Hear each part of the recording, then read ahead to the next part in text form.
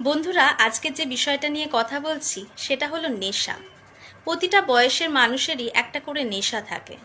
যেমন ছোট বাচ্চাদের বর্তমানে ফোন আর টিভি দেখার নেশা, তার থেকে একটু বড় হলে কে কাকে দেখলো কি না, প্রেমের নেশা। আবার ধরো আরেকটু বড় হলে মহিলাদের টিভি দেখার নেশা, সিরিয়াল দেখার নেশা।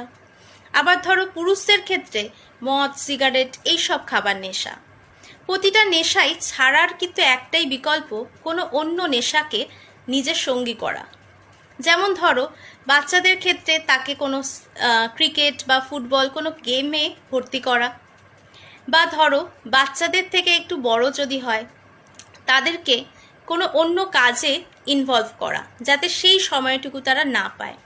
জীবনে কোনো কিছুই কিন্তু বাড়াবাড়িটা ভালো নয়।